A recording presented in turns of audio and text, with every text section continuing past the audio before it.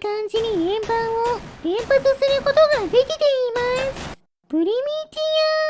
アプレイヤーエールです。今回はディスクランチャーを作ってみようと思います。以前にも作りましたが、新たな素材と仕組みを使ってより強力な武器にしたいのでうまくできたらチャンネル登録してもらえると嬉しいです。それでは作っていきましょう。まずは新たな発射の仕組みを開発します。レーザーの衝撃で水晶を発電させようとしましたが、レーザーは水晶を貫通して当たりません。なので、レーザーの熱で点火するシンプルな仕組みにします。でも、小さい松ぼっくりは燃える前に壊れてしまうので、松ぼっくりの横に古代の合金をつけて、そちらを狙ってレーザーを当てることで、間接的に熱して点火してみましょう。バッテリー1本分の出力だと点火まで時間がかかりましたが、バッテリーを5本に増やすことで、結構短い時間で点火できました。でも、バッテリーを6本まで増やすと、古代の合金が壊れてしまいます。ちなみに、このレーザーをモーターで回転させると、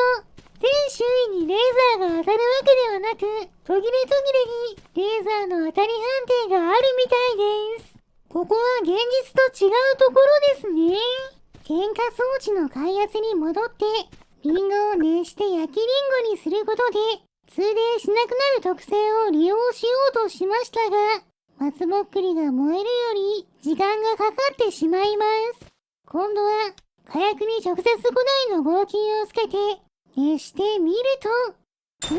この方が点火までの時間が短いみたいです。仕組みはこれで OK として、飛ばす円盤の方はセラミックスの刃を4つ組み合わせたシンプルな四角いものにしました。こちらを最小サイズの火薬にセットして点火してみると、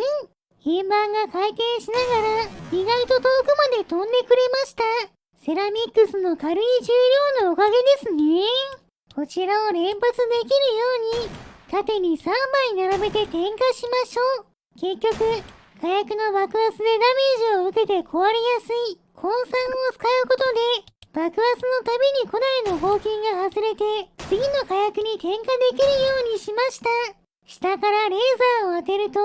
誘爆してしまうので、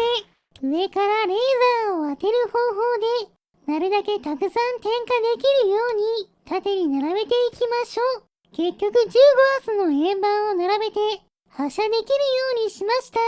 上にレーザー、下に5本のバッテリーをつけて点火してみると、それなりの連射力で上から順番に円盤を発射することができています。空いたスペースにもう一つ円盤を入れて総弾数を16発にしたら、ついでに飛んでいる円盤の軌道を確認しておきましょう。16発発射してシミュレーション距離の外で停止した円盤にカメラだけを近づけると、結構離れているのに円盤が綺麗に並んでくれています。少し近づいて動かすと安定した軌道で進んでいきました。さすがにもっと遠くに行くと円盤同士がぶつかって壊れてしまいますが、これだけ安定して飛べば十分なので、手に持って安定して撃てるように仕上げていきましょう。発射した時に手から離れないようにベアリングを間に挟んで対策したら、発射するためのトリガーとバッテリー、狙いやすくするための太陽電池発電のレーザーサイト、持ちやすくするためのグリップをつけました。両手なら普通に撃てる重さなので、そのままトリガーを引いてみると、狙ったところに正確に円盤が飛んで、なかなか高いダメージを与えています。最小サイズの火薬のおかげで、反動もほとんどないのがいいですね。発射の仕組みを下から見ると、上の方から古代の合金が熱せられて、火薬が爆発して合金が分離。そのおかげで、次の火薬に点火できるようになる、という流れがよくわかりますね。これでディスクランチャーは完成です。このままカメラに向かって撃ってみましょう。いい感じに円盤を連発することができています。弾速が遅いので弾道が見やすいのもいいですね。次は近くの木を狙ってみましょう。狙った場所に向かってそれなりの距離を飛んでくれますが、さすがに距離が遠くなると弾道が下がっていくのがわかります。ある程度近い距離ならほぼ狙い通り当たりますし、当たり判定も大きいので結構実用的な武器になったんじゃないでしょうか。今度はロボットを狙ってみましょう。ある程度離れた距離だと一撃で倒すことは難しいですが、結構当てやすいのでロボットが近づく前に破壊することができました。弾速は遅いですが、ロボット対策としても結構使いやすい武器です。さらに古代のコアを狙ってみると、16発の装弾数とほどほどの連射力のおかげでトリガーを引きっぱなしにして狙い続けるだけで最終形態を破壊できました。では、いつものように巨大な木から狙っていきましょう。かなり離れたところからの射撃ですが、円盤形状の弾のおかげで弾速の割にはかなり遠くまで届いてくれるので、4本の木の葉っぱをすべて破壊することができました。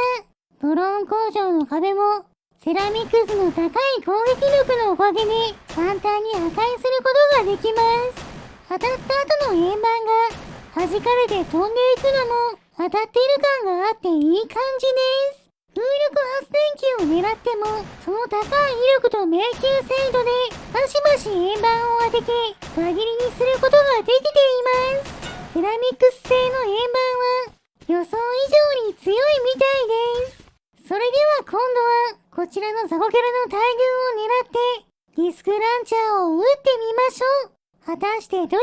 い倒すことができるんでしょうか。早速発射すると、なんと一度当たった円盤が反射して他のザコキャラにも当たることで、一つの円盤だけで複数のザコキャラを破壊することもありました。これはシンプルな弾丸にはない特徴ですね。そのおかげで16発の円盤だけでかなりの数のザコキャラを切り刻むことができました。ちなみに私の視点だとこんな感じです。レーザーサイトは中央付近についているので、実際に円盤が飛ぶ位置は上下に幅があります。そこも計算に入れながら微妙に角度を変えて発射することで安定して命中させることができました。ザコキャラを倒すのは十分楽しめたので、イエロースライムに効くように銀の刃をそれぞれの円盤に追加したら、こちらの巨大スライムを狙って発射してみましょう。果たして倒すことができるんでしょうか。早速発射すると、やったー !3422 ダメージ。巨大スライムを倒しました。3連続で当たった円盤がしっかりダメージを与えて破壊してくれました。それではこの勝利を祝してスライムを燃やしてしまいましょう。燃えるものを集めてきて火をつけます。いい感じに燃えていますね。よし、スライムも食べ頃になったので食べてしまいましょう。もちろん今回頑張ってくれたディスクランチャーさんにもお裾分けしてあげます。はい、どうぞ。今回の動画はここまでです。面白かったと思ったらチャンネル登録、高評価をしていただけると嬉しいです。リクエストなどコメントもお待ちしていますね。それでは皆さん